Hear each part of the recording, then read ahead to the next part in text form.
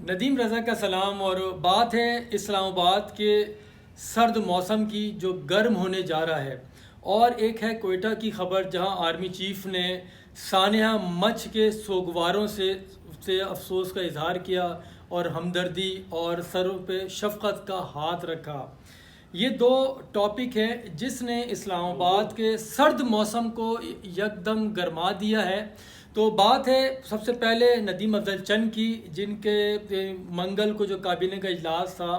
اس میں عمران خان کا جو برداشت کا پیمانہ تھا وہ لبریز ہوا اور چھلک کے باہر آنا شروع ہو گیا۔ گو کہ پہلے سے ہی باتیں ہو رہی تھیں کہ کچھ گڑبڑ اندر چل رہی ہے، کیونکہ جو ٹویٹر مافیا یا ٹویٹر کی جو لڑائی تھی وہ کیبنٹ میں پہنچی، اور عمران خان کو ان کے جو ارد گرد کے لوگ تھے، جن کو کہا جاتا ہے کہ پیراشوٹر کے ذریعے یہاں پہ ان کو لایا گیا تھا، وہ عمران خان کے ساتھ نتھی ہوئے اور کبھی صوبے میں اور پھر مرکز میں اہم پوزیشن پہ بٹھایا گیا۔ تو انہوں نے جو سوشل میڈیا پہ چیزیں چل رہی تھیں، بالخصوص سانحہ مچھ کے بعد جس طرح سے ندیم چند کی ٹویٹ آئی کہ میں شرمندہ ہوں، اس شرمندگی کی ٹویٹ نے جو عمران خان کا دفاع کر رہے تھے وزیر اعظم کا کہ وہاں پہ سوگوار لاشوں کے ہمراہ پرسداری کر رہے ہیں، اور عمران خان نے کہا کہ وہ کسی بلیک میلنگ میں نہیں آئیں گے، ان کا اشارہ یہ تھا کہ آپ لاشیں دفنائیں اس کے بعد وہ آئیں گے۔ شاید اس پہ میں ذکر نہیں کروں گا کہ ستاروں کا ان کا کیا عقیدہ ہے، ستاروں پہ کتنا ان کا بھروسہ ہے، کتنا اس پہ یقین ہے جس کی وجہ سے وہ نہیں گئے۔ تو یہی سوشل میڈیا پہ بات چیت چل رہی تھی کہ وزیر اعظم کو جانا چاہیے، لیکن جو وزیر اعظم کے جو رائٹ لیفٹ لوگ تھے وہ یہ کہتے تھے کہ نہیں، اس میں کوئی قباحت نہیں، وزیر اعظم ایک نئے ایگزامپل سیٹ کرنے جا رہے ہیں کہ جو معاملہ جس صوبے کا ہے اس صوبے کا حکمراں ذمہ دار وہ دیکھے گا، وزیر اعظم کو جانے کی کہیں ضرورت نہیں پیش آئے گی۔ وہ یہی وجہ ہے کہ صدر پاکستان ڈاکٹر عارف الوی گوادر جاتے ہیں لیکن کوئٹہ نہیں جاتے، غالباً یہی ایک سلسلے کڑی تھی کہ ان کو بھی وہاں جانے نہ دیا گیا۔ تو اس کے اوپر سوشل میڈیا پہ جو چیزیں چلیں، پاکستان میں نہ صرف پاکستان سے باہر بھی لوگوں نے اس پہ تشویش ظاہر کی کہ جو لاشیں لے کے بیٹھے میں سخت سردی میں وہی چیز ایک بار پھر چیز دہرائی گئی جو 2013 میں ہوا تھا۔ 115 لاشوں کے ساتھ لوگ وہاں بیٹھے رہے تھے، لیکن اتنے دن نہیں ہوئے تھے، وہاں سب چلے گئے تھے، وزیر اعظم بھی، آرمی چیف بھی، تمام قیادت وہاں پہنچی، ان سے پرسداری کی، اس کے بعد تدفین ہوئی، معاملہ حل ہو گئے۔ لیکن یہاں جو صورتحال آئی تو ندیم افضل چند نے جو عوام کی ترجمانی کرتے ہوئے یہ کہا کہ میں شرمندہ ہوں، کیونکہ وہ سوگوار یا وہ جو ہزارہ کے جو وارثین ہیں جن کے بچے وہاں پہ ذبح کیے گئے، کیونکہ انہیں فائرنگ کر کے بھی نہیں مارا گیا، وہاں پہ انسانیت سوز مظالم ڈھائے گئے ان کے اوپر، ان کو ہاتھ پیر باندھ کے ذبح کیا گیا۔ اس کے بعد پورا ملک افسردہ تھا، لیکن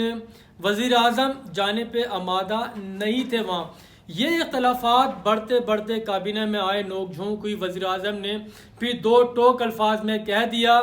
کہ جو پاسداری نہیں کرے گا، حکومت کی پالیسی ٹون نہیں کرے گا تو وہ بخوشی گھر جائے، استعفیٰ دے دے۔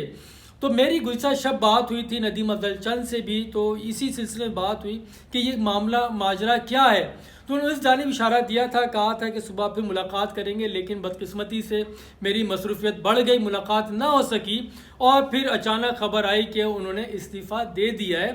بالکل غالب امکان یہی تھا جو رات بات ہوئی تھی کہ استعفیٰ آئے گا، لیکن استعفیٰ صرف ندیم افضل چند کا نہیں ہوگا، اس کے علاوہ دیگر بھی ہیں، ان کے ارد گرد علاقوں سے بھی استعفے آ سکتے ہیں، اس میں بڑے دو چار نام اور بھی بڑے بڑے ہیں، قوی امکان ہے کہ مزید استعفے بھی آ سکتے ہیں۔ اس کے بعد جو گھبراہٹ کا جو کہا جاتا تھا کوئی گھبرائے نہیں، لیکن وہ گھبراہٹ بہرحال اب نظر آنی شروع ہو جائے گی۔ اس کے ساتھ ایک اور چیز میں جلدی سے جوڑ دوں کہ آرمی چیف کوئٹہ جاتے ہیں، آج ندیم افضل کا چند آتا ہے، پھر اس کے بعد کچھ تصویریں ہمارے سامنے آتی ہیں کہ آرمی چیف نے کوئٹہ گئے ہیں، وہاں پہ مچھ متاثرین سے تعزیت کا اظہار کیا، لیکن جو تصاویر منظر عام پہ آئی ہیں، جو آرمی چیف نے جس طرح سے گو کہ تاخیر سے گئے لیکن جو انہوں نے حق ادا کیا، بچیوں کے یتیم بچی کے سر پہ ہاتھ رکھا اور بوسہ دیا،